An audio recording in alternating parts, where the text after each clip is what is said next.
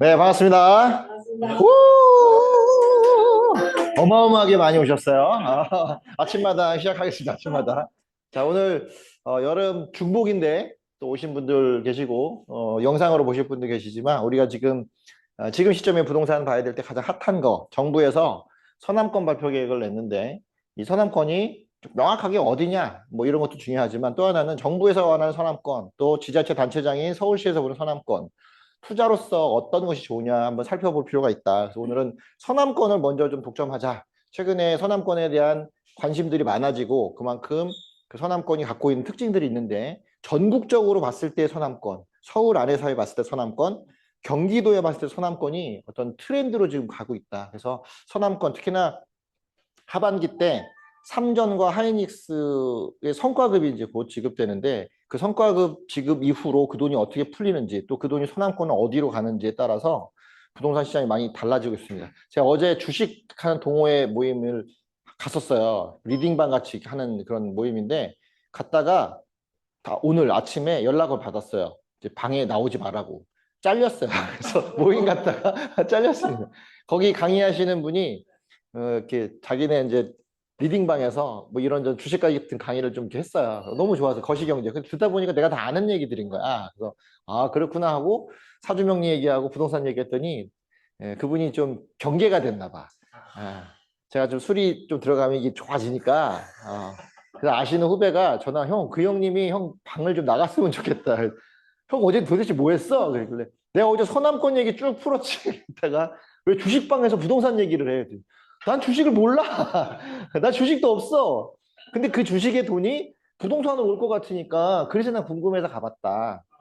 실제 거기에 오신 분 중에 하이닉스 다니시는 분이 오셨는데 그분이 주식을 뭐 자기 거기 사내 주식들을 한 100주씩 보유하고 있었대요. 그래서 자기는 20만 원대 팔았다는 거야. 지금 엄청나게 올랐잖아요. 그런데 자기는 관심도 없고 거기 있는 사람들은 그 성과급 받는 사람들은 하이닉스 주식에 대한 관심이 없대요. 그냥 일하다 보니까 오른 거야.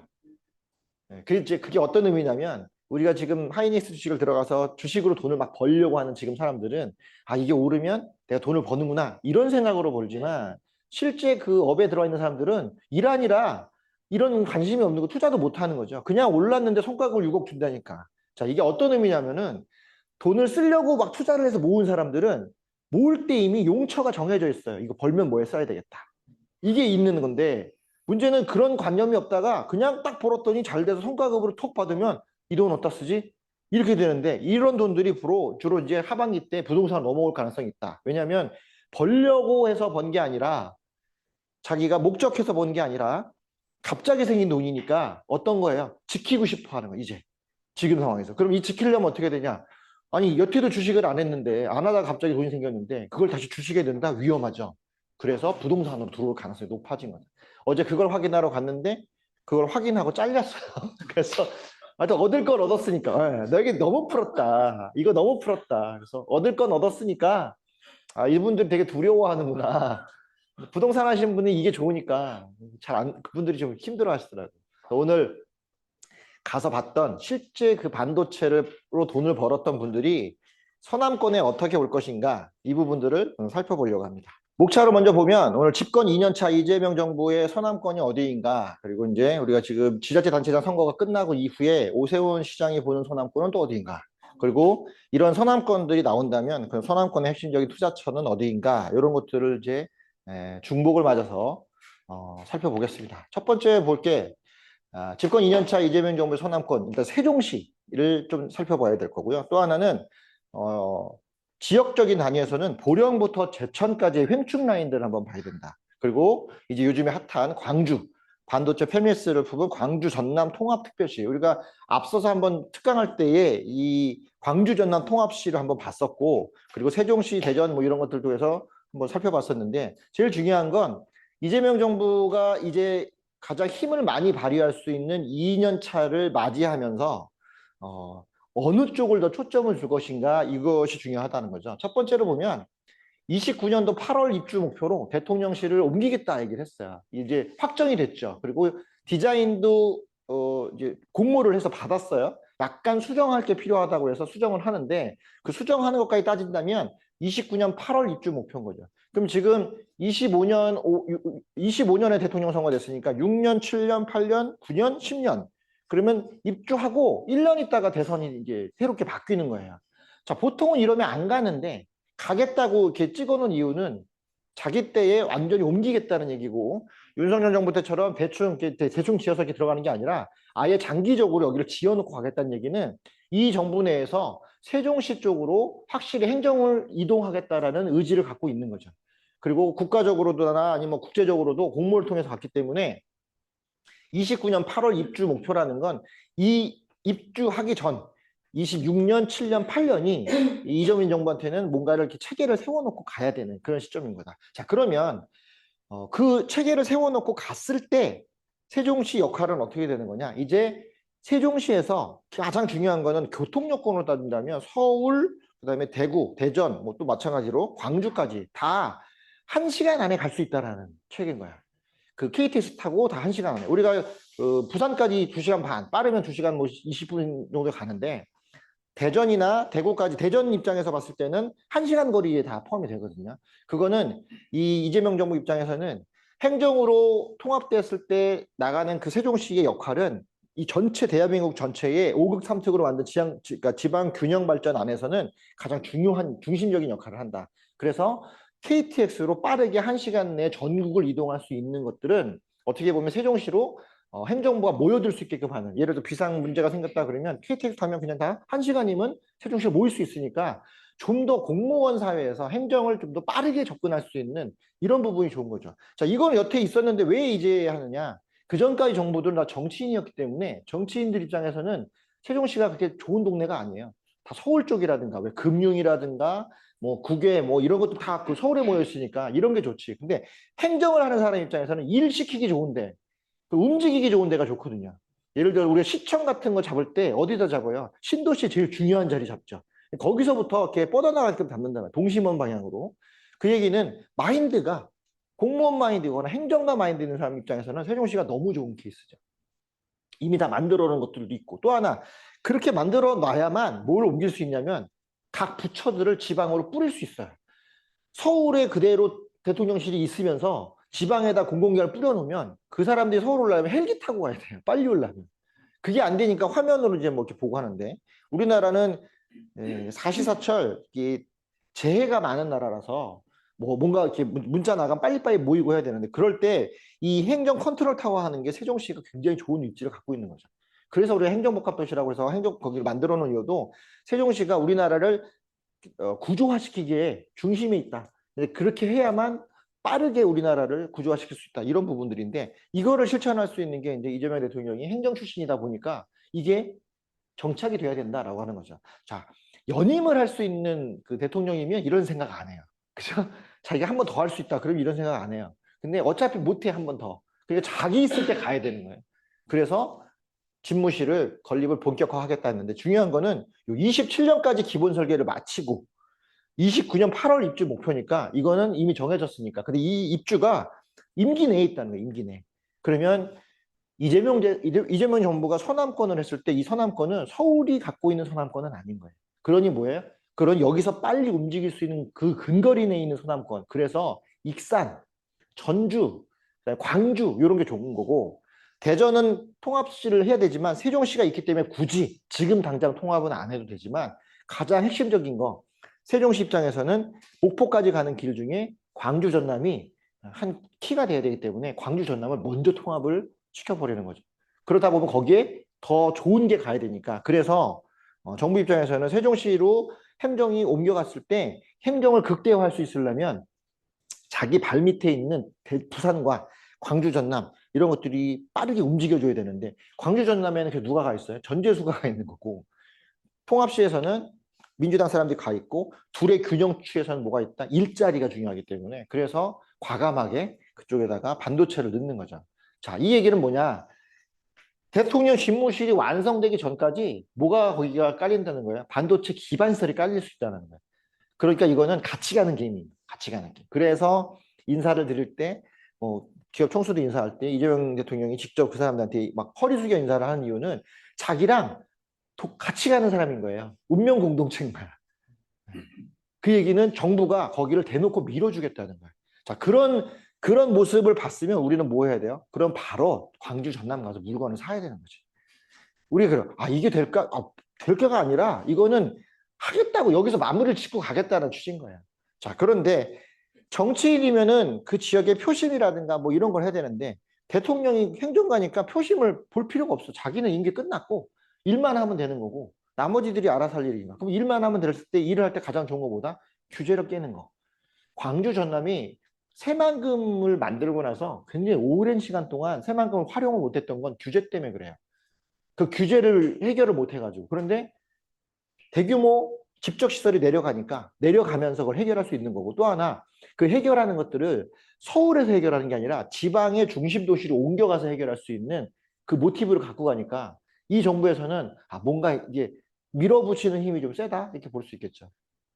그래서 세종집무실을 이번에 크게 올린 이유가 사람들이 저러다 청와대에서 내려가겠어? 이거를 깨는 확실한 방법은 입주를 잡아놨다는 거고 그거를 못을 박아놨기 때문에 정권 안에 간다라는 전제가 깔려 있어요. 자, 그러면 이제 다시 볼 때 우리가 세종시를 봐야 되는데 지금 국립수목원 있는데 국립수목원 윗자리 요 윗자리가 지금 대통령실이 들어가는 자리인 거예요. 자, 강 끼고 있으면서 요 밑에는 세종시 공주역이 신공주역이 밑에 있죠. 그리고 세종시 있죠. 정부청사가 바로 있으니까 가까운 거리에 있는 거예요. 그리고 이 뒤쪽 자리 위에서 산 끼고 있고 위쪽으로 오송과 연결되기 때문에 이제 이 대통령실 자리가 확정되는 순간부터 요 일대는 전부 다 행정타운으로 완벽히 자리 잡는 거죠.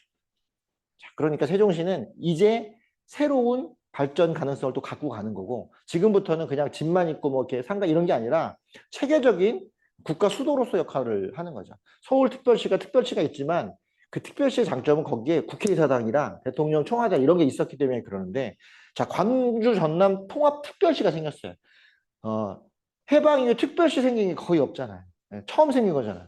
광역시 있었고 특별자치도 있었고 그런데 특별시라는 이름으로 광주 전남에 주는 이유는 특별시가 이제 크게 중요하지 않다. 왜? 거기에 있어야 될 상징적인 국회나 이런 것들은 행정적인 업무만 하는 거기 때문에 이제 이거를 개념을 깨겠다라는 측면인 거예요. 그래서 세종시로 넘어오는 그 순간부터 정부 정책이 이 3년, 3, 4년 동안 어떻게 흘러간다? 서울에 큰 어떤 그 주안점 두는 내용들을 다 지방으로 빼겠다는 그런 전략들이 숨어 있어요. 그러다 보니까 이렇게 공공기관 이전도 서두르는 거예요.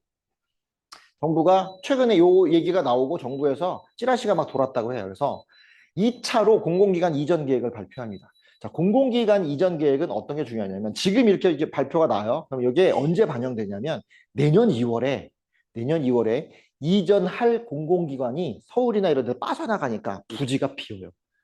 자, 부지가 비면 그 부지를 어떻게 한다? 우리가 공매 같은 데 보면 종전부동산이라고 해서 기관이 빠져나간 그 자리, 이 기관이 빠져나가서 만약에 전주에 간다 그러면 전주에 땅을 사서 지어야 되니까 그럼 전주 땅을 돈을 주고 사야 되는데 그 돈이 어디서 나오겠냐?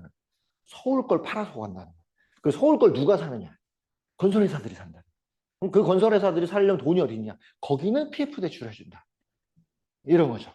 왜냐하면 이거는 공공기관 자리가 나가기 때문에 공공복합시설 같은 걸 갈 수 있는 그런 거고 또 LH가 주도적으로 하기 때문에 아마 LH에서 내년에 공공기관 이전 물건에 대해서 공매가 들어가면 이런 내용들이 반영이 될 거라는 거죠.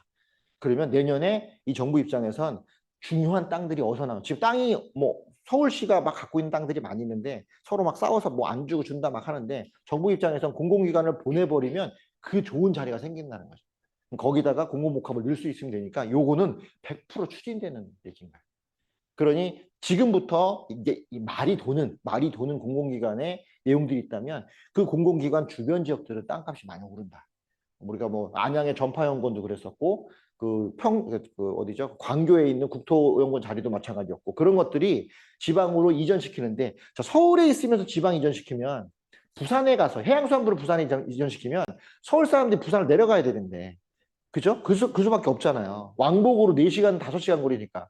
그런데 세종시로 정부가 내려가면 올라왔다는데 1시간밖에 안 걸리니까. 그래서 이 공무원들의 불만을 누그러뜨리려면 100% 대통령실 내려가야 돼요. 근데 내려가는 게 자기는 청와대에 있지만 어쨌든 자기 임기 안에 내려가야 되니까 그걸 먼저 확정해 놓고 얘를 터뜨리면 이게 설득력이 있는 거죠. 자, 그래서 공공기관 이전 계획들을 이제 하고 있고 거기에 5급 3특이라는 광역권 결국은 내려가서 그 지역별로 좋은 것들을 하나씩 주겠다는 거죠. 부산에다 해양수산부, 구미에다가는 뭐 우리 지금 나가 있는 뭐 도로 도로 도로공사 뭐 이런 것들 들어가 있고 막 이렇게 하는 얘기들인 거죠. 순차적으로 이전을 추진할 계획이다. 그게 균형 발전의 핵심 전략을 꼽힌다. 그러니까 연내 2차 공공기관 이전한다. 그걸 계획들이 지금 이제 찌라시가 완성되고 있는데 발표는 아마 가을 지나서 나올 거고 그래야 연내에 옮겨갈 거니까 그 부지에 대한 활용도를 공공복합으로 들어갈 거라는 거죠. 그럼 그 공공복합 나올 수 있는 주변 지역들은 기본적으로 땅값이 오르니까 거기에는 빌라들이나 이런 것들이 훨씬 더 개발하기 쉬워지는 거야. 그래서 이런 것들을 통해서 LH가 접근할 수 있는 방법이 많기 때문에 그래서 이게 해결이 돼야 공급이 들어오기 시작하는 거죠. 그럼 어떻게 돼요? 올해 안에는 없다라는 거예요, 공급이. LH가 이제 사장이 선임되는데 이제 사장이 선임됐는데 LH 사장이 97 대책을 만들었던 비서관 출신이란 말이에요. 그 비서관이 97 대책을 만들었는데 97 대책은 공급 대책이고 그 공급 대책의 대부분은 공공기관 이전이 돼야만 가능한 공급 대책입니다.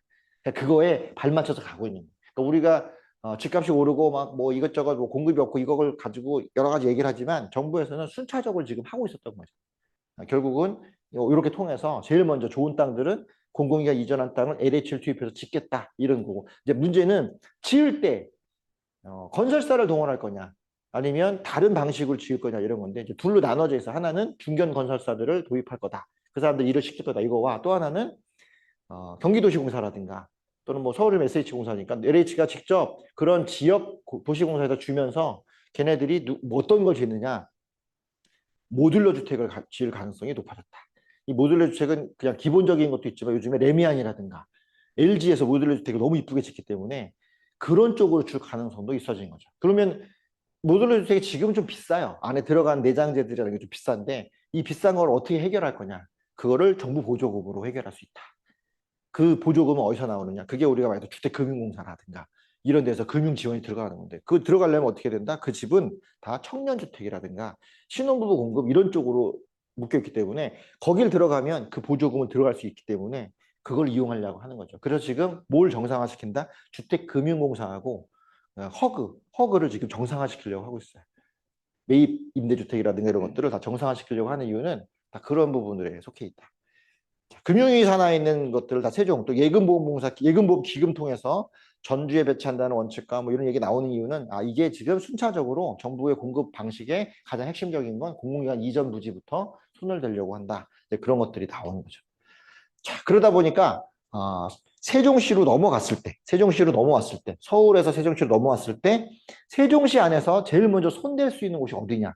자, 넘어온 다음에 손대는 게 아니라 이 29년도 입주를 할 거니까 그때부터 뭘 만드는 게 아니라 입주할 당시에 다른 것들도 와 있어야 돼요. 순차적으로. 그래야 동시 진행이 되니까. 왜냐하면 나만 갔는데 아무것도 없으면 대통령 혼자 할 게 없으니까. 대통령이 가는 시기에 맞춰서 기반설이 깔려야 돼요. 자, 이 얘기는 대통령 집무실이 이전하는 29년도 그때에 맞춰서 주변 지역도 철도라든가 이런 것들이 어느 정도는 갖춰져야 업무가 빨리빨리 되겠죠. 그러면 그 위성 도시들에 대한 대우가 달라진다는 거예요. 제일 먼저 나오는 게 청주국제공항. 청주국제공항을 활성화시켜야 되는 거죠.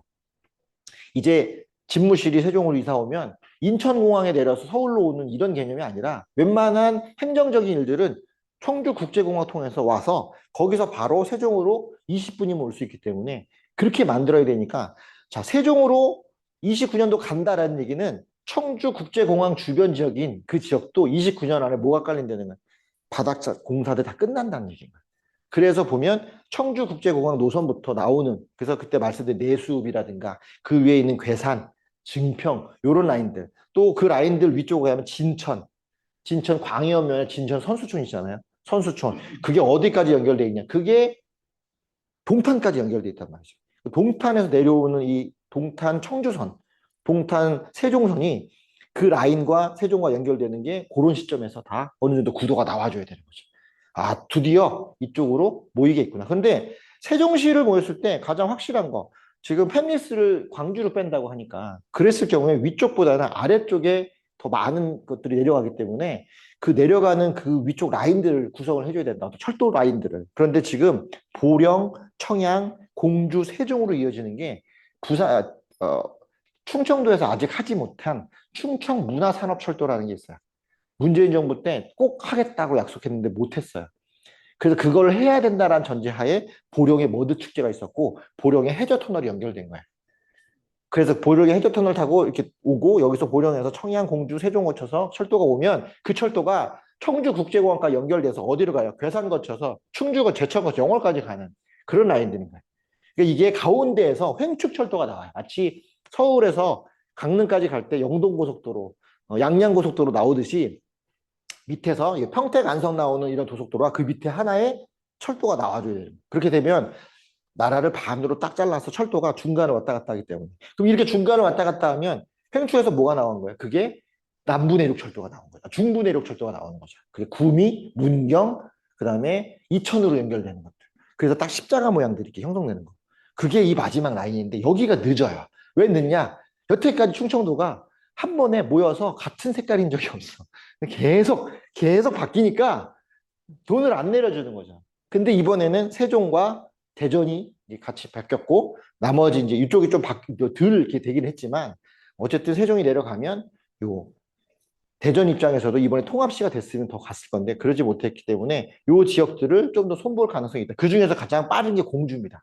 원래 세종과 공주는 아령 모양으로 양쪽을 개발시켜서 중간을 두고 행정이 왔다 갔다 하게끔 만들려는 도시계획이 70년대부터 있었던 건데 그거 중에서 세종만 먼저 개발한 거고 여기까지 넘어가지 못했어요. 그래서 공주에서 보시면 25번 국도 쭉 타고 올라오시면 이게 오산 거쳐서 광명까지 오는 가장 빠른 국도인 거예요. 그래서 그 전까지는 중앙 안성이나 이런 거 중앙을 타고 내려왔는데 지금은 천안 쪽을 내려와서 바로 빠지면 문영왕릉 보는 공주까지 금방 갑니다. 1시간이면 가는 거. 그게 이쪽 라인 하나와 또 세종의 뒤쪽 라인, 세종 포천간 고속도로 그 두 개가 중앙을 기점으로 양쪽으로 이렇게 활처럼 휘어진 거야. 한쪽은 물류단지, 한쪽은 관광단지 이렇게 내놓은 거예요.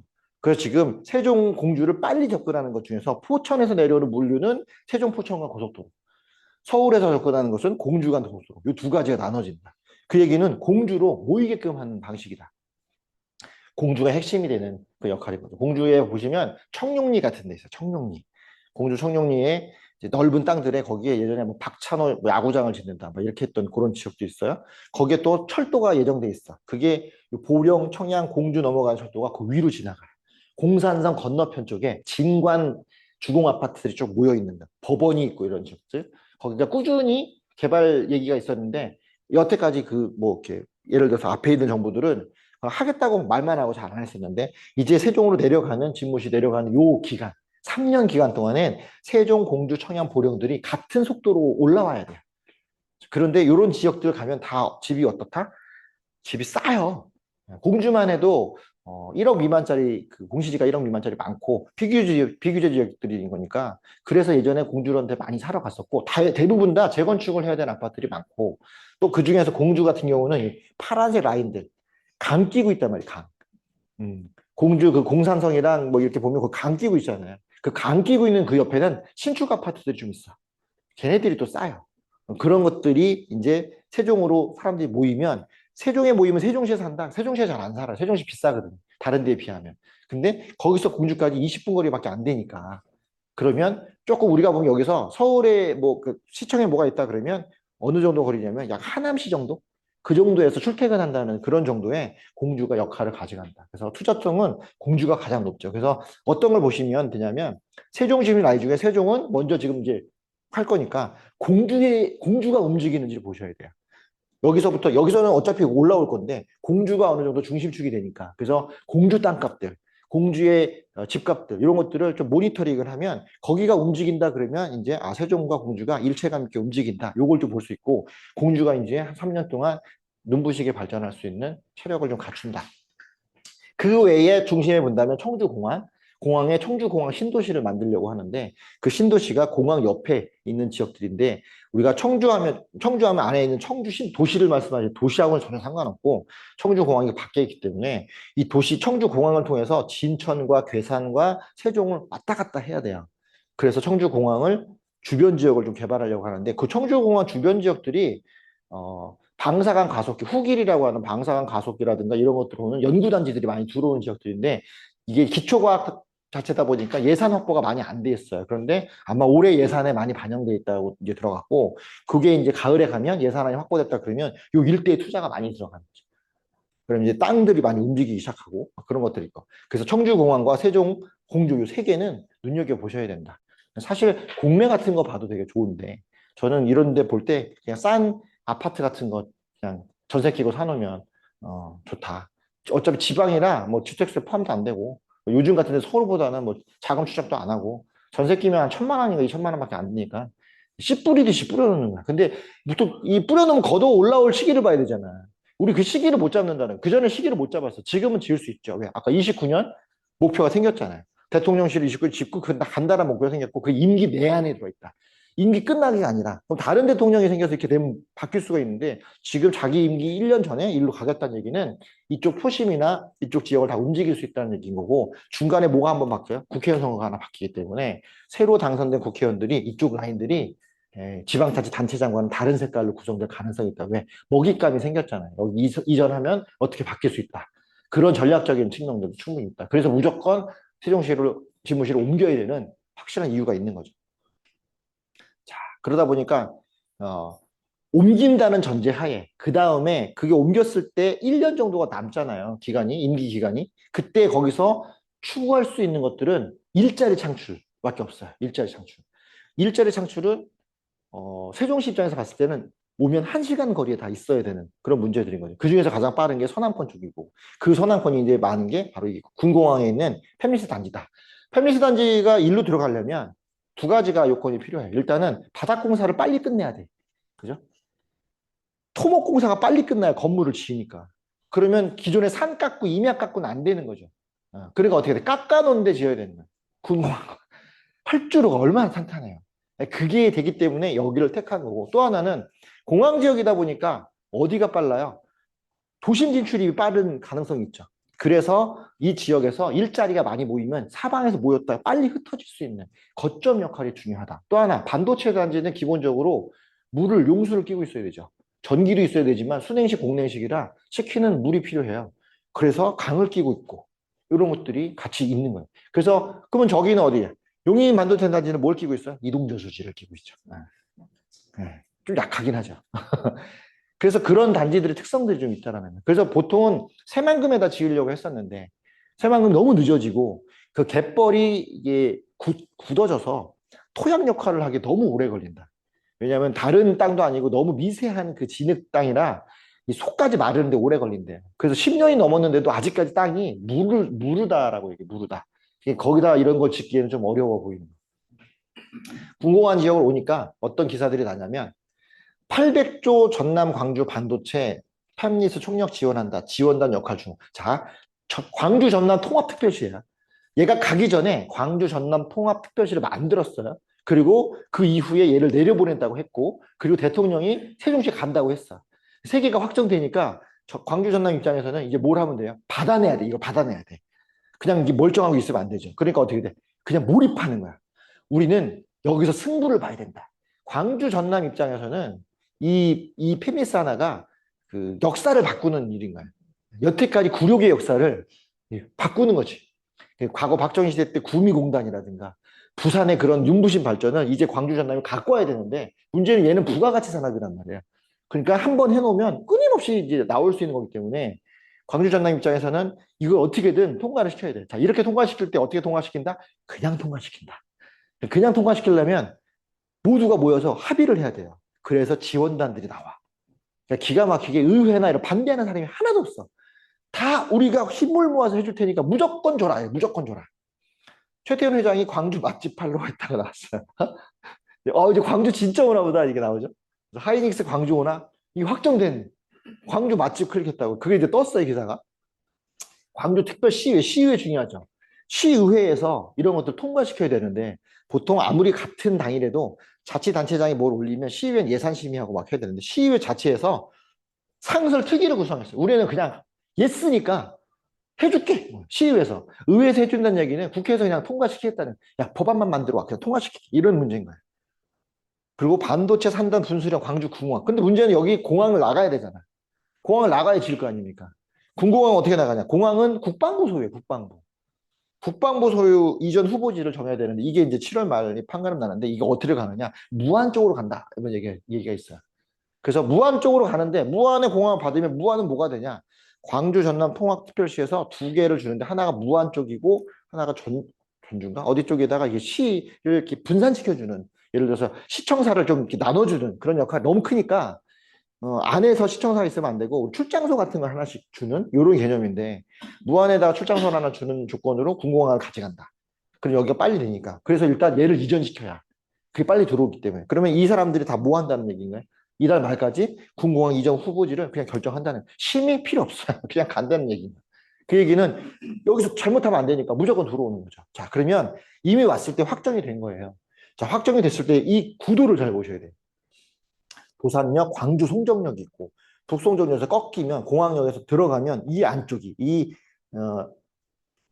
강 안쪽이 광주시로 들어가는 초입 단계고 요 들어가는 요 철도 노선, 들어가는 철도 노선, 들어가는 요 노선 이쪽이 시청이라든가 이렇게 다 모여 있는 거고 김대중 컨벤션 센터라든가 이렇게 다 모여 있는 데고 광주 챔피언스 필드 모여 있고 막 이러고 그 위쪽이 이제 통합시청이 있는 그 위쪽에 올라가면 이제 광주에서 자랑하는 첨단 도시라고 하는 이름이 첨단인가요? 첨단지구. 거기다가 막 여러 개도 막 모여놓는 그런 것들이 있는데 그게 다 요 강 사이에 서쪽에 다 있어요. 서쪽에. 동쪽에 뭐가 이쪽으로 동쪽하면 뭐 조선대 같은 대학교들 막 있고 무등산 있고 무등산에서 그쪽 못 가요. 자, 이 얘기는 뭐다? 아, 광주가 커지는데 어디를 커지냐? 서쪽으로 커지죠. 서쪽으로. 그러면 기존에 있는 안에 있는 노선들보다는 서쪽에 더 많은 개발이 들어가서 그래서 원래 송정 역세권을 좀 크게 개울려다가 이번에 이게 들어오면서 역세권을 어떻게 해요? 더 다시 수정하는 방식으로 달라지고 있는 거죠. 그래서 지금 보시면 이렇게 송정역, 부산역으로 내려가는 송정역이 중요한데 송정역 주변 지역이랑 이 공공항 밑에 이 철도가 넘어가는 철도 위쪽 땅 이런 쪽들이 되게 중요한 거고 그래서 제일 먼저 뭘 묶었다? 토지거래 허가구역으로 먼저 묶은 거예요. 그럼 서울에 우리가 지금 알고 있지만 토지거래 허가구역이 있어요. 서울 토지거래 허가구역 여기 갔느냐? 틀려요. 서울은 토지를 끼고 있는 건물이나 아파트를 하려고 토지를 묶어놓은 거고 얘네들은 순수하게 토지야. 그럼 뭐가 빠져있다? 토지거래 허가구역 기준인 아파트 이런 것들은 다 빠져있어요. 그래서 땅 면적만 보고 들어가, 땅 면적만. 그래서 나오는 게 60제곱미터가 나와요, 60제곱미터. 이게 기본인 거야. 14일부터 광주 군공항 부지와 인근 지역을 토허가를 묶었는데 직접적인 규제 대상이 되는 단독주택, 단독주택은 땅이 기본이잖아요. 토지와 건물이 별개니까 등기부가. 걔네들은 별개 등기부기 때문에 규제가 돼요. 그래서 거기 뭐 이런 것들을 중심으로 막차를 하고 있다. 그런 것 중에 면적이 작아야 돼. 면적이 작아야 되니까. 어떤 면적이 작다? 요거. 도시 지역의 주거 지역은 60제곱미터. 우리가 그 아파트 뭐야? 5구제곱미터, 5구제곱미터. 24평 아파트나 단독주택인데 땅이 24평 미만이면 괜찮은 거죠. 그런 거. 초과되는 것들, 상업지역과 공업지역은 150m, 녹지지역은 200m, 용도 미지역은 60제곱미터. 기본적으로 60제곱미터 미만인 땅들은 토거제 포함이 안 돼. 그 이상만 되는 거예요. 그러니까 주로 농지들 큰 거 있잖아요. 이런 것들이나 이런 게 되지 실제 주거지를 깔고 있는 것 이게 뭐 어떤 의미냐면 시골에 가면 애매한 땅들이 있어요. 거기 땅에 그 집이 단독주택이 애매한 게 있어요. 우리 그 농가주택이라고 보는 그런 것들이 있단 말이죠. 그런 것들이 광주에는 광주 송정역이 시에서 벗어나 있기 때문에 벗어나 있는 역세권인데 그런 집들이 가끔 있어요. 이런 게 되게 중요한 요소인 거지. 왜? 그 땅이 2제곱미터만 미만에 떨어지면 영향을 안 받기 때문에 거래가 가능한데 문제는 하나하나 사서 합쳐버리면 적용이 안 돼. 50제곱미터 사고 50제곱미터 사서 같이 개발하면 적용이 안 돼요. 한 사람이 다 사면 문제가 되는데 A가 사고 B 사서 합치면 거래 적용이 안 돼. 그래서 내가 A 땅을 사고 옆 땅을 B가 산 다음에 둘이 그 두 필지를 지어버리죠. 그러면 전혀 문제가 안 되는 거야. 이런 것 때문에 하나는 내가 사고 하나는 법인 이름을 사. 건설사들이 그렇게 들어가는 거예요. 자, 그 부분들이 이제 규제 다 피해갈 수 있잖아요. 그런 게 피해가는 거예요. 자, 그래서 보니까 지난번에 우리 저거 올려놨어요. 제가 이거 딱 터지고 난 다음에 추천 물건입니다. 그래서 올려놨어요. 아파트. 어디 있냐? 여기 지금 광주 송정 2차 라인 아파트인데 어디 있냐면은 아까 우리 봤을 때 송정역, 여기 광주 송정역 바로 옆에 있어요. 역 바로 옆에 붙어 있어. 거기에 있는 아파트. 자, 보시면 5제곱미터 집이고 대지권은 7평이고 1억 3,100만 원이고 한 번 떨어져 7월 9일 날 그때 강의 영상 올리면서 추천 물건이니까 꼭 가서 한번 보세요. 누가 샀어요? 21명 들어왔어요. 21명. 그리고 얼마예요? 이게 94%야. 발표 나고 바로 들어가는 거죠. 이 사람 이름은 이름만 나오고 지역은 안 나왔는데 100% 내지인 아니 외지인이지. 네. 94%. 광주에 있는 집을 94%까지 살 일은 아닌데 발표 나고 바로 샀잖아요. 송정역 바로 옆에 있는 라인 아파트. 자, 근데 재미있는 거는 최근 실거래를 보니까 7월 14일 실거래가 1억 3,500. 1억 3,500이에요. 감정가가 1억 3,100. 500. 그런데 전세가 1억 900. 그죠? 그럼 뭐 해야 되는 거예요? 지금 이 그래프를 보세요. 그래프가 거의 붙어가잖아요. 매매가 안 되는 지역인 거야, 원래. 전세만 있어야 되는 지역인데, 최근에 거래가 6월달, 7월달 돼요. 알고 있는 거죠, 온다는 거를 이미. 이미 알고 있고, 물건이 나오니까 외지인들이 와서 경매로 이렇게 잡아가요. 이미 소문은 돌고 들어가 있는 거죠. 자, 그럼 이럴 때는 뭐 해야 돼요, 이럴 때는? 경매 받아야 돼요? 아니지. 전세 끼고 사야지. 2천만 원 주고 집을 빨리빨리 사야지. 그 라인 아파트 가서 뒤져야 돼. 여기 전세 몇 개 있나 보고 전세입자들 있으면 전세 끼고 내가 살게. 그 동네 내지인들이 있을 거니까. 그렇게 사놓으면 돼요. 굳이 경매 가서 이거 사지 말고 전세 끼고. 네. 아, 네. 뭐? 토지거래, 허가 구역인데. 네. 토지거래 허가니까 아파트는 상관없다 이거죠. 우리는 지금 서울은 저기는 아파트 상관없어. 그렇죠. 원래 토지거래 허가구역은 토지만 돼요. 토지만. 서울은 아파트가 상관인데 저기 상관이 그렇죠. 서울은 토지거래 허가구역 묶을 때 조건을 달았어요. 그 땅 정도가 있는 주거를 거래할 때도. 어휴, 맞죠? 몰라서 있었어요. 2천짜리. 네, 그래. 가서 봤거든요. 아, 그래요? 갔다 왔거든요. 근데 못 샀네. 네, 샀어야지. 이렇게 되죠. 가서 살아야 되는 줄 알았어. 안 살았어. 상관없어. 이게 핵심인 거야, 이게. 그래서 뭐라고 나오냐면, 토지거래 허가구역으로 지정을 했는데, 땅 기준으로 60제곱미터 미만인 거야. 건물은 상관없는 거야. 아파트 땅이 60평이면 건물이 얼마나 하겠어요. 이건 아무 문제가 안 되는 거야. 그냥 사면 돼. 근데 서울은 규제 지역을 묶을 때 그냥 묶을 수 없으니까 땅을 거래하고 그 땅을 거래하려면 거래자의 자금을 추적해야 되기 때문에 그 일부 지역들은 아파트까지 묶어놨단 말이에요. 대지권까지 묶어놓은 거야. 여기는 안 그래. 원래 토지거래가 건물을 안 묶어요. 그래서 여기를 해놓고 사람들이 토지거래가 묶었네? 우리 계속 최근에 그게 묶은 게 서울을 묶었던 생각만 드니까 주택도 거래가 안 되나 보다. 안 그렇다. 주택 거래 된다. 그래서 이걸 올려드린 거야. 이걸 올려드리니까 사라. 역세권 바로 옆이잖아. 이 가격 보니까 딱 가서 사게 되는데 이걸 봐야 되는 거야. 이거 경매로 가서 왜 이거 이러고 사? 1,000만 원 주면 사는데. 그러니까 이런 걸 보고 경매가 나왔네? 21명이 달라들었네? 알면은 오네. 자, 전세 끼고 사. 그리고 어떻게 하면 돼요? 1,000만 원 더 얹어 다시 팔아. 그럼 땡큐죠. 이런 거야. 근데 이거를 잔금 치러야 되잖아. 전세 끼고 사면 전세는 중도금이잖아요. 좀 이따가 우리 이재명 대통령이 거래한 내용을 볼 건데 전세는 중도금으로 가름한다. 그럼 계약금 내고 전세금 냈으면 중도금 가름했죠. 잔금만 내면 되잖아. 그때 누구를 하는데 다른 사람 데리고 와서 그 사람이 잔금 내고 난 빠지면 되지. 그럼 되니까 난 뭐만 필요했어요? 계약금. 계약금 들고 가서 중도금하고 중도금 기간 동안 다른 사람이 들어오면 2천만 원 받고 그 사람으로 갈아쓰면 이게 뭐예요? 이중매매야? 아니지. 미등기 매매지. 등기하기 전에 사람을 갈아태우고 나가는 거죠. 가능하지. 그러니까 이렇게 나올 때가 흔치 않아. 이거 어디서 나왔던 거예요? 용인에서 나왔던 거야. 용인 한숲 아파트에서. 용인 반도체 터졌을 때. 똑같아요. 세금 왜 내야 돼? 그 사람이 내는 거지. 우리 세금 받잖아요. 매수인이 알아서 낸다. 나는 지금 등기를 안 쳤으니까 양도세를 안 내잖아요. 내가 잔금 받기 전에 하나 더 구해와서 얘 이렇게 넘겨주고 난 빠지는 거지. 등기. 전매잖아요. 전매. 그 전매 금지됐어요? 아니잖아. 토지 거래를 막았지. 전매가 금지된 지역이 아니잖아요. 미등기 전매가 가능한 거지. 이렇게 되는 거예요. 그러니 내가 전세를 사러 갔어. 전세를 사. 그리고 중도금을 전세로 가름한다. 잔금은 2달 있다 낸다.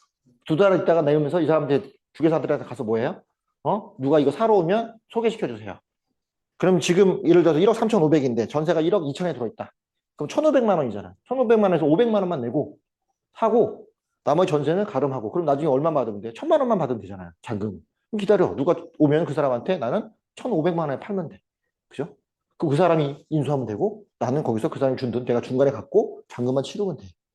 왜? 나한테 뭐가 있으니까 중도금을 가름한다고 했으니 계약금만 있는 게 아니잖아요. 중도금을 가름하면 계약은 이행해야 되니까 중도금은 그 날짜가 지나면 받은 게 되잖아.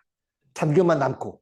그 중도금 받은 상태의 거래가 되니까 누구한테 권리가 있어요? 중도금 받아야 돼. 매도자한테, 매수자한테 거래가 있지. 내가 사람을 바꾸는 거는 나랑 이 사람 채권 거래니까 가능한 거야. 이런 게 이루어지는 거야.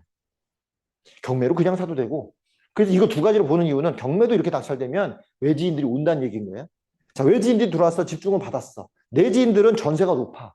그러면 얘 하나를 보고 이 가격대가 합리적인 가격이라고 판단이 들었으니 이제 이 동네는 뭘 사면 돼요? 매집을 하면 돼. 그럼 어떻게 하면 돼? 5천만 원 들고 가서 10개를 사면 돼. 500만 원씩 다 찍어갖고. 그리고 누가 오면 1,000만 원에 팔면 돼. 그리고 어떻게 돼요? 잔금 치를 때 그 사람이 나오면 돼. 우리가 그걸 계약서에다 뭐라고 써요? A 계약, B 계약에서 A가 매도자, B가 매수자인데 잔금 칠 때 매수자가 바뀌는 거지. C가 바뀌는 거지. 왜? 계약서 다시 써야 되니까. 근데 그거 얼마나 걸려요? 한 달 안 걸리잖아. 실거래 신고하고 취소하고 다시 하잖아. 이해하시겠어요? 아, 이게 너무 어려워요? 네. 계약서 쓸 때 보통 잔금 치르기 전에 매수자가 바뀌기도 해요. 왜냐면 내가 지금 계약서 썼지만 등기할 때는 이 사람이 아닐 수도 있잖아. 내가 내 이름으로 했는데 딸 이름으로 다시 바꿔서 등기할 수도 있잖아요. 그런 부분들입니다. 만약에 왜 1인? 그렇죠. 왜 1인? 왜 1인? 공동으로 일단 계약을 했으나 등기는 한 명만 들어가는 거죠. 왜 1인으로 계약하고 들어가서 나중에 그 왜 1인이 진짜 외인이 오는 거지. 그 사람의 이름 쓰고 나가면 되지. 나는 계약금 중도금 받았지만 이 사람이 마지막에 잔금 치르고 등기를 넘어가니까 돈은 다 왔다 갔다 하는 셈인 거예요. 그런 거래들이 이럴 때 일어나는 거예요. 왜 1인? 이게 이제 기술적인 방식인 거예요. 근데 합법적이다. 왜? 잔금을 치르고 넘어가는 건데 이건 미등기 거래를 막는 지역이 아니잖아요. 토지 거래 허가구역이 건물 거래 허가구역이 아닌 거잖아. 당연히 이루어지는 거야. 그러니까 이런 것들을 그 동네에서 할 줄 아는 사람들은 너무 좋은 거지. 누가 그 외일이 누구예요? 중개사야. 중개사가 찍는 거야. 이럴 때. 전세 다 찍고 오면은 온 사람 연결해주고 가져가고 이렇게 되는 거야. 그래서 이렇게 나올 때 중개사들이 돈 벌어야 중개사들이 뭐 하겠어. 자기 집을 10개를 살 게 아니잖아. 10개를 찍는다. 그리고 왜 1인 해놓고 왜를 구하러 다니는 거야. 좋은 물건이 있습니다. 오시면 그분하고 연결해서 계약해주고 나는 500만 원 받고 나오는 거야. 이런 방식인 거야. 자기 조카 이름으로 찍는다든가 뭐 이렇게 찍어놓고. 왜? 확실한 호재니까 아까처럼. 분공항이 온다는 건 확실히 정해졌고 위치가 딱 떴고 그리고 그러다가 없어지면 어떻게 이게 아니잖아. 왜? 대통령이 인사도 했고 그리고 400조를 투자한다고 난리 치고 갔고 덕분에 주가도 떨어지고 누구나 확실해. 온다는 게. 안 올 수는 없는 상황이 됐죠. 그럴 때 일어나는 거예요. 그럴 때 진짜 되느냐 봤더니 경매가도 거의 금매 수준보다 더 높이 올라온다는 얘기는 이게 이제 상승 밀어 올리는 게 되는 거죠. 근데 이 동네 사람들은 알아요? 몰라. 자기 집이 이렇게 오르는 건 생전 본 적이 없어. 그 집이나 전세가나 똑같으니까. 우리가 항상 그러잖아요. 내 동네에 집값 오르는 거 다 의심해. 이 동네 오르면 안 되는 지역인데 왜 오르는 거야? 막 짜증내. 근데 외지인들이 다 산 다음에 자기 팔고 나가서 그리고 이제 안타까워하는 거죠. 그리고 더 비싼 데 가고 뭐 이런 거잖아. 그래프 흐름을 보면 전세랑 거의 90% 수준입니다. 90%. 80.7, 거의 90% 수준인데 낙찰가가 이 정도 된다면 낙찰가는 항상 금매보다 낮아야 되는데 금매 수준으로 올라온 게 거래가 21명이 찍혔다는 얘기는 여기는 100% 올라가요.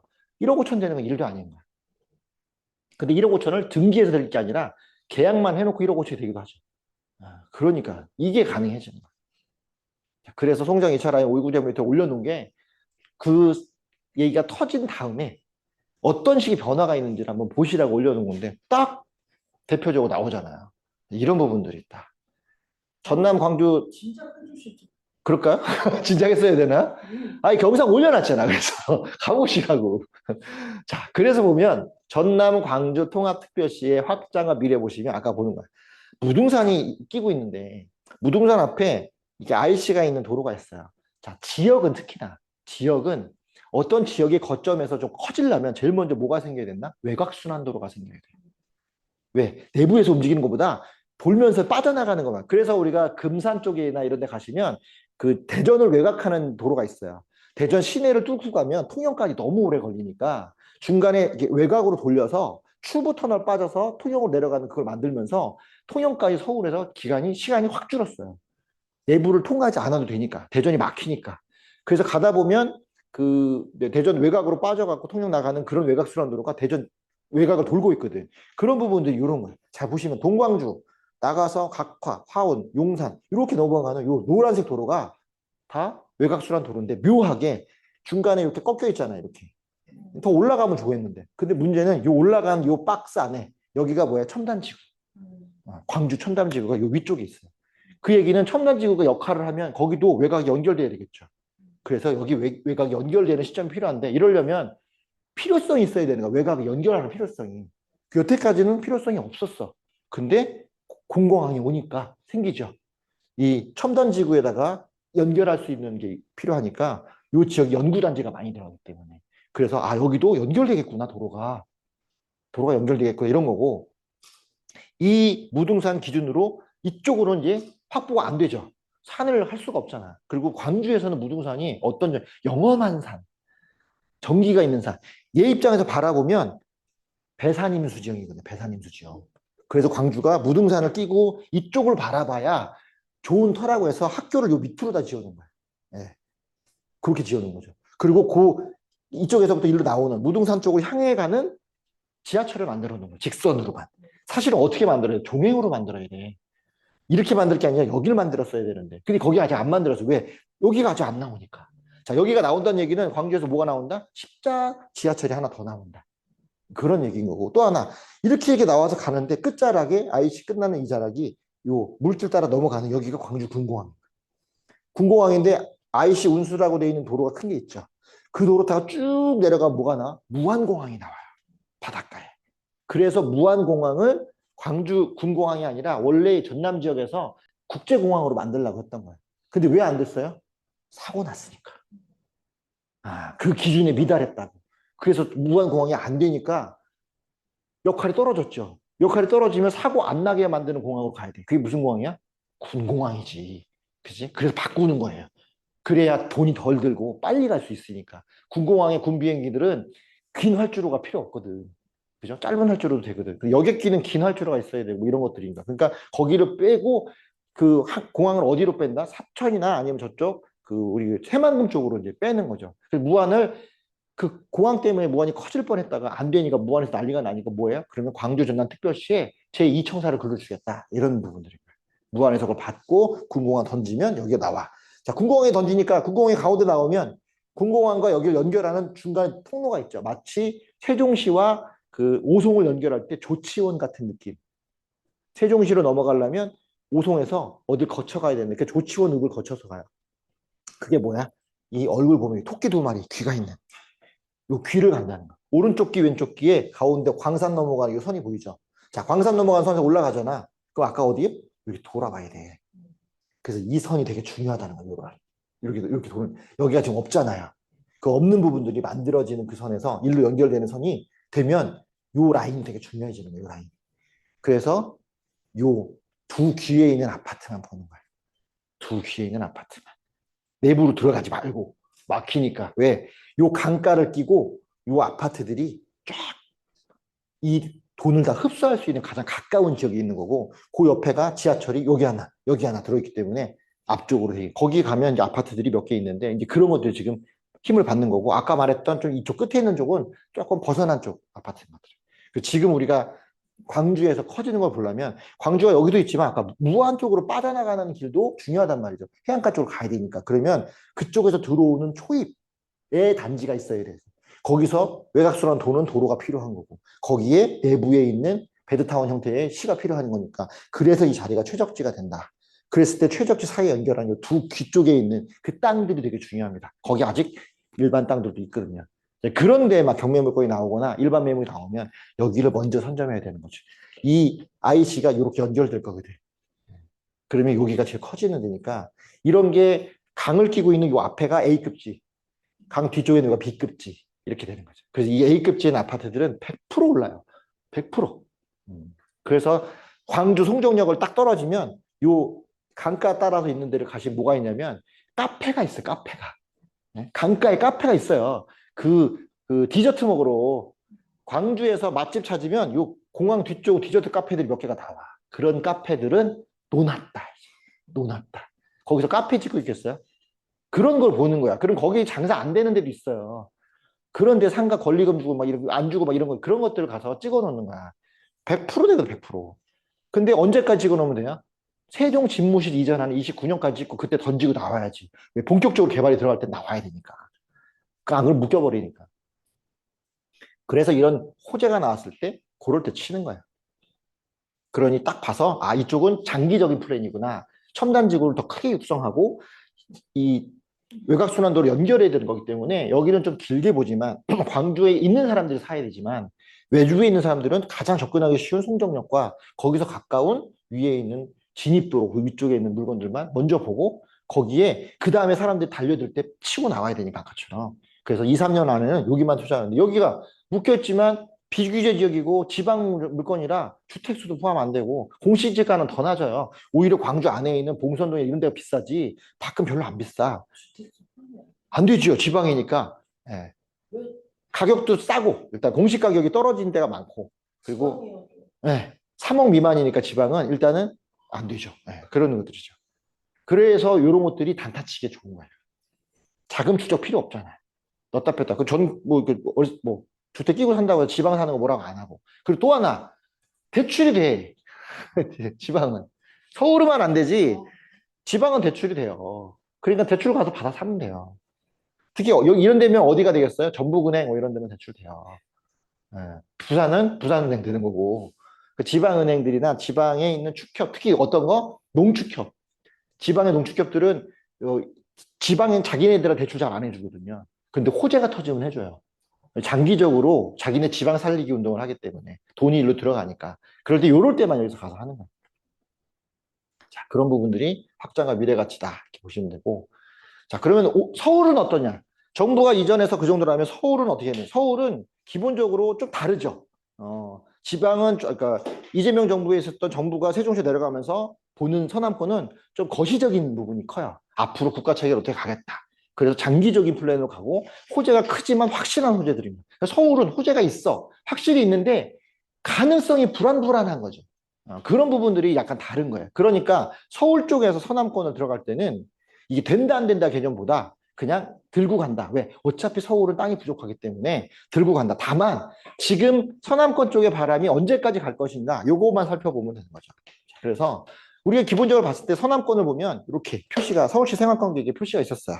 근데 이 우리 선거할 때 보셨잖아요. 동작구, 영등포구, 양천구 라인들은 같은 색깔로 잡혔단 말이죠. 지금 관악구, 금천구가 밑에 빠져 있는데 그러면 서남권을 이 서울시 입장에서 어디를 건드려야 되느냐 보면 동작구, 영등포구, 구로구 넘어갈 때 구로구 쪽에 국가산업단지가 하나 있고 강서구 쪽에 산업단지가 있습니다. 이 두 가지를 가져가야 동부권의 일자리 여기에 일자리를 연결할 수 있는 거예요. 서울은 서남권의 핵심은 일자리 때문에 가 일자리가 없으면 이 직주 근접이 안 되기 때문에 그래서 서울의 생활권 계획을 넘어선 그 오세훈 시장의 계획에서는 직주락이라고 해서 직업과 직장과 주거가 근접해 있고 그 사이에 오락시설인 상업지역이 있어야 돼. 그래서 그 안에서 모든 게 있어야 소비가 거기서 일어난다는 거야. 그러니 서남권 쪽에서 그걸 대표할 수 있는 건 강서구 끝에 쪽에 있는 마곡지구, 그 중간에 있는 가산 이런 데고 그 두 개가 핵심 축이 돼야 되는 거. 그리고 그거를 뽑아서 영등포 금융타운으로 연결해야 돼. 그러니 영등포는 100% 오르는 거고. 근데 영등포가 올라야 되니까 영등포에서 가장 확실히 오르는 데가 결국은 땅 문제인데 영등포의 땅은 여의도에 있는 금융지구에 있는 그 땅 말고 나머지 다 준공업지다. 결국은 준공업지를 건드려야 되는 문제인데 준공업지를 무조건 다 없애버리냐 그게 아니라 준공업지를 효율적으로 없애려면 그 땅 가치를 더 높여야 되기 때문에 뭘로 올려야 돼요? 무조건 재건축으로 올려야 돼요. 높이로 올려야 돼요. 높이. 고밀도로 올려야 돼요. 자, 그 부분들이 있다는 거죠. 그래서 권역 간 균형 성장을 위한 권역별 경쟁력과 이 자족 기반을 만들어야 돼요. 자족 기반 안에는 일자리가 들어가요. 그래서 일자리 없는 데는 좀 약해. 자, 일자리가 있는 두 곳을 어떻게 한다? 연결해야 돼. 그래서 나오는 게 서남권인 거예요. 네, 서남선이. 우리 보시면 가산 대림 광역 중심, 가용 용지를 활용한 여기서 가용 용지는 중공업 지역인 거죠. 마곡 중심의 인접 지역과 연계한 지식 기반 산업. AI가 들어왔으니까 LG가 AI 중에서 우리나라 안에서는 반도체는 뭐 삼성이랑 하이닉스가 하지만 소프트웨어에서 LG 엑시오가 지금 엄청 잘 쓰여요. 마치 AI 우리 도구로 쓰이는 챗GPT나 이런 것들처럼 해외에서 호평을 받아요 지금. LG가 이번에 만들면서 그거를 되게 심도 있게 해서 그래서 LG가 제조를 포기하고 소프트웨어 쪽으로 가서 마곡 쪽에다 그걸 좀 실험하고 있어갖고 마곡 전체를 약간 구글처럼 만들려고 하고 있어요. 그런 게 지금 마곡의 핵심인 거고. 자, 주거 환경에서는 쥐벨리 연관, 그리고 지역 간 단절 해소와 균형 발전을 위한 뭐 기반시설 입체 복합화 뭐 이런 거 여기 나오죠. 권역 내의 교통 체계하고 연결을 강화한다. 결국은 마곡과 어디 가산을 연결해야 되는데 연결선이 없었다는 거죠. 그거를 이번에 서남선으로 연결하는 거예요. 그리고 그 서남선 연결 사이에 주거지인 목동과의 연결성도 가져오는 거죠. 그렇게 가져오는 게 이 라인이고, 그래서 급하게 서남권 대개조 산업에서 발달을 한 거죠. 오세훈 시장이 말하는 서남권 대개조 계획의 2.0에서는 기본적으로 남부순환도로 축을 기준으로 해요.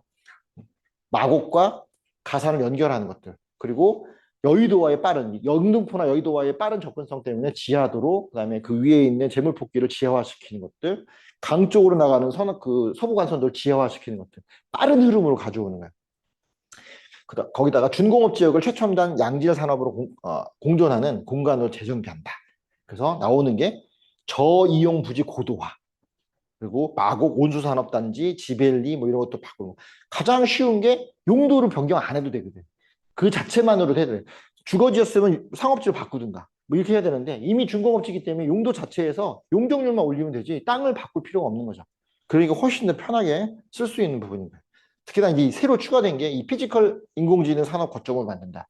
이게 지금 이제 온 거죠. 로봇으로 할 수 있는 그런 지역을 만든다는 건 부가가치가 굉장히 높은 거죠. 그 서남권이 낙후돼 있었는데, 낙후된 이유가 뭐다? 땅값이 싸다 이게 아니라 일자리에서 나오는 돈이 제조업 위주였다가 이제 지식 기반으로 바뀌면 그 돈을 그 동네에서 쓰게 만들면 당연히 올라온다는 거예요. 성수동 모델을 보는 거죠. 성수동 모델. 그러려면 서남권에서 성수동 모델을 가져갈 수 있는 샘플이 필요하다. 그게 우리가 다음 주에 갈 물레동이 되는 거예요. 물레동. 네. 서남권의 성수동이 되는 거죠. 자, 그래서 3차 철도망 계획에서 서남권의 핵심 요점을 이 서남선으로 둔 거예요. 기존의 목동선인 요 밑에 뺀 이렇게 나온 목동선만은 주거 위주로 갔다면, 일자리까지 연결하는 가산을 연결하면서 확실하게 서울시에서 갖고 있는 마곡과 가산을 연결하는, 직주 근접을 연결하는 그런 부분들, 그리고 그 사이에서 목동에 있는 주거지를 연결하는 그런 Y자, T자 노선인가 그런 노선을 만들어 놓은 거죠. 그게 이제 예타를 앞두고 있는, 예타는 거의 통과된다고 보고 있어요. 이거 만들어 놓고만 해도 뭐 충분히 넘어가니까. 그래서 핵심은 목동은 다 재건축이 들어가니까 주거가 더 늘어나는 건 상관없는데, 이 죽어 있는 사람들이 주로 어떤 사람이 와야 되느냐? 가산 사람들은 다 광명가 있거든요. 광명 사람들이 목동으로 오게끔 만들면 되는 거예요. 그러려면 이렇게 타고 갈 수 있는 부분도 있고, 또 바로 가산에서 올 수 있는 부분들이니까.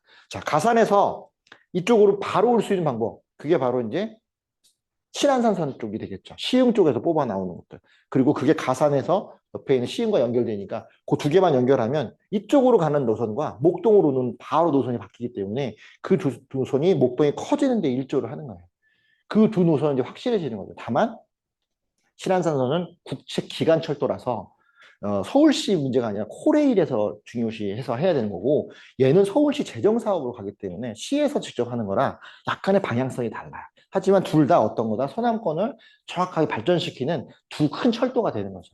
그래서 우리가 신안산선 막 떨어지고 막 이럴 때 사람들이 안타까워하는 건, 그게 어디를 중심으로 두니까 시흥을 키우는 선인데, 시흥에 그 철도가 안 들어오기 때문에 시흥이 지금 가격이 많이 떨어져 있는 거죠.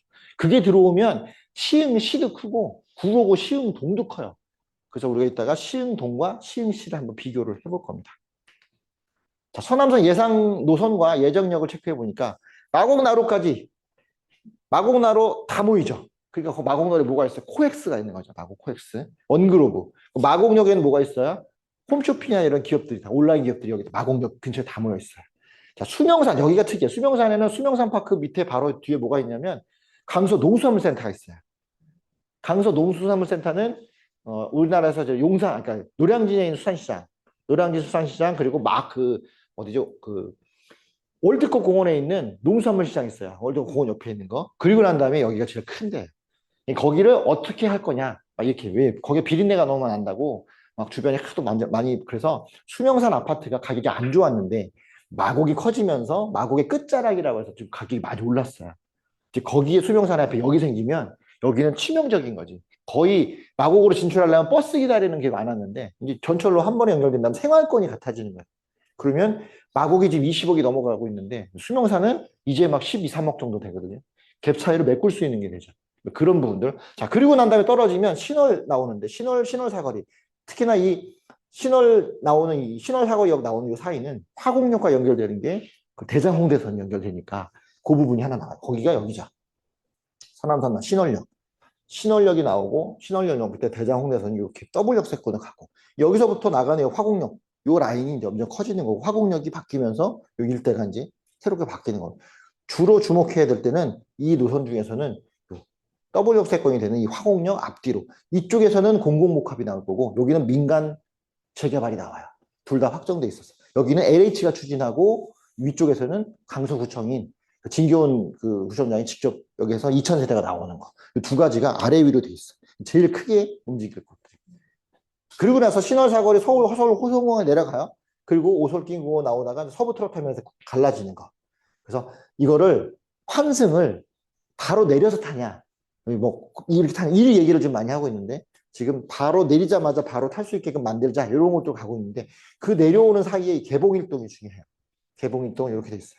개봉일동은 개봉역과 서부 트럭터미널 사이에 남부순환도로가 평탄화 작업을 끝냈어요. 그전까지는 단차가 있어가지고 옆에를 걸어 다니는 길 위에 올라와서 고가처럼 이렇게 지나가는 길이었는데 다 뭉개갖고 길을 넓히고 지금 평탄화 작업을 끝냈어요. 일반 도로화 됐어요. 남부순환도로가 자동차 전용 도로가 아니라 일반 도로화 됐어요. 그 밑을 파는 거예요. 그러니까 거기에서 요 공간이 제일 넓어요. 여기 오류아이시 넘어가는 거기에 개봉일동이 가장 취약한 지역이었는데 거기에 역을 만들겠다고 했어요. 그러면 거기 역 앞에 있는 뭐 개봉 푸르지오가 이제 힘을 받는 거예요. 개봉 푸르지오는 걸어서 개봉역을 가야 되기 때문에 생각보다 멀어요. 그래서 아파트인데 여기 없는 아파트라 뭐 시장 조그마한 고척 시장 하나 있는데 이게 안 좋았거든. 근데 그게 여기 생기면 엄청 커지죠. 그래서 개봉 이게 생긴다라는 얘기 때문에 이제 그 지역이 좀 들썩들썩 하는데 문제는 거기를 들썩들썩 하는 게 아니라 그 뒤쪽 개봉역에서 이쪽 올라가는 길이 있습니다. 올라가는 길. 올라가는 길 쪽에 있는 그 위가 구로구 오류동 쪽에 있는 그 라인들인데 거기 아파트들이 되게 싸요. 그 싼 아파트들이 최근에 경매가 막 나와서 움직이는 거죠. 그런 쪽들이 좀 투자가 되는 거예요. 거기는 이 없던 게 생기는 거라 가격 가치가 완전 돼. 거기는 33평도 6억밖에 안 해. 어마어마하죠. 그런데 여기 없어서 그런 거예요. 여기 생기면 얘가 생긴다는 전제하에서는 요 일대가 바뀌는 거죠. 그럼 지금 보면 수명산 일대 그리고 내려와서 신월 사거리 요 일대 조금 내려와서 뭐 트럭터미널 당연히 바뀌는 거고 그 밑에 있는 취약지역 개봉 그리고 개봉 넘어오는 개봉은 원래 있었으니까 상관없는데 그거 다음에 가산 디지털단지 가기 위해 있는 이 북광명이 되게 애매해요. 북광명이 뭐냐? 이게 보니까 북광명은 바로 철도부지, 구로구 철도 차량기지 제일 끝자락에 남부순환도로 바뀌는 IC 옆에 요 바로 옆에. 여기다 왜 그러냐? 요 밑에 있는 북광명을 보시면 위에 916이죠, 916. 916과 구로역과 북광역이 삼각형. 여기가 저주받은 삼각지. 철도가 없어서 섬처럼 돼 있어요. 그 집이 전혀 안 오르는 지역입니다. 이 지역 입장에서는 뭐 때문에 옆에 있는 철도 차량기지가 이전해야 되는데 걔가 지금 이전하냐 마냐 막 이렇게 됐는데 북광명 IC가 이게 여기 생긴다는 얘기는 철도 차량기지 이전을 전제를 하는 거예요. 그리고 거기 아파트가 들어가서 요 안양천 라인을 끼고 개발을 하겠다는 취지고 그래야 왜 여기 생겼는데 이용자가 있어야 되잖아요. 그 이용자가 있어야 되는데 여기는 가산 디지털 단지니까 여기는 안 하고 그 끝에 있는 이쪽 사람들과 이 사람들 요 안에 있는 사람들이 이걸 이용해야 되기 때문에 그럼 916은 어떤 의미냐면 그 키움 히어로즈 역이에요. 그 돔 경기장을 가는 역이지 절대 사람이 내려서 여기 가는 역이 아닌 거야. 그런 문제 때문에 916에 대한 애매한 부분이 있었는데 이제 주거지는 밑으로 빠진다는 얘기입니다.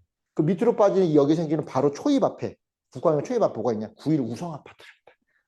얘가 이제 핵심적인 역할을 하는 거야. 아, 그럼 거기서부터 발달이 되겠구나. 아까 말씀드렸 남부순환도로가 전부 다 평탄화 작업을 끝내서 일반 도로 바뀌었기 때문에 이 길을 따라가면 신림까지 금방 가요. 그게 이제 메인 도로가 된다는 거죠. 자, 그런 이유는 개봉해서 9일을 넘어가는 이 북광면 내려오는 요 기간에 안양천 사이 여기 뭐가 있냐면 거기에 광명 끝자락이 붙어 있어서 거기에 이번에 개발돼서 좌이랑 아파트들이 엄청 들어섰거든요. 걔네들이 지하철이 없어요. 걔네들 지하철 철산역인 거야. 너무 멀지. 근데 거기서 버스 한 번을 타면 여기까지 오는데 한정거장이야. 그러면 그 수요도 갖고 올 수 있는 거야. 자, 이 얘기는 이 역을 쓰는 사람들에 대한 수요가 계산이 됐다는 얘기죠. 이쪽 앞에 있는 사람들과 광명 끝자락에 있는 사람들도 끌고 오는데 광명 끝자락에 있는 사람들이 아파트가 비싸요. 14억, 15억씩 올라간 신축 아파트란 말이에요. 걔네들이 불만은 지하철이 멀어요. 그래서 걔네들 지하철이 멀다 걔를 서울 편입시킬 수 없으니까 그 남부순환도로 앞에서 나와서 여기를 바로 할 수 있는 요 역이 생겨야 되는 거죠. 이 역 입장에서는 숫자가 나오는 거야. 아, 걔네들 데리고 오면 수익이 나겠구나. 그러니까 이게 예타를 통과시킬 수 있는 일이 되는 거죠. 그래서 이걸 뺀 거예요. 여기 광명에 그 사람들이 없었으면 예타가 안 나와. 이용이 안 나오니까. 그래서 우리가 주목해야 될 것들은 수명산 쪽, 그리고 뭐 소서구 호수공원도 뭐 되지만 여기 신월 쪽, 그다음에 개봉 1동, 그다음에 북광명 이런 곳들의 물건들은 좀 잘 살펴봐야 된다. 체크해야 될 포인트인 거죠. 자, 그래서 개봉 1동 사거리 신규 역세권 예정지 아까 맞죠? 인접지역 이게 아까 왜 이게 골든 아파트인데 여기 밑에 생겨요. 바로 아까 개봉 1동 사거리요. 거기서 오른쪽으로 올라가면 산자락 밑에 이 아파트가 있는데 이게 구로구 오류동에 있는 동부 골든 아파트. 자, 33평인데 40평대인데 5억 7천. 낙찰을 5억 8천에 102% 쓰고 받아갔어. 이것도 싸. 이것도 싸. 너무 좋잖아. 방 4개짜리. 그 전까지는 왜 문제가 됐냐? 철도가 없어갖고 버스 탈래도 한참 내려가고 오히려 거꾸로 내려와서 오류역으로 가야 돼. 오류역으로. 그래 불편했는데 이제 서남권이 생기면 거기 타고 공항 가니까 충분해지죠. 이런 것들이 바뀌는 거야. 그럼 이런 게 터졌으면 얘네들은 이거 102% 산 사람이 혼자 이거 샀을 거지 않습니까? 단독으로 받았으니까 잘못 산 거냐? 너무 잘 산 거지. 이건 100% 출발하고 넘어가요, 금방. 그러니까 이런 것들이 우리가 호재를 보고 바로 접근하는 방식인 거예요.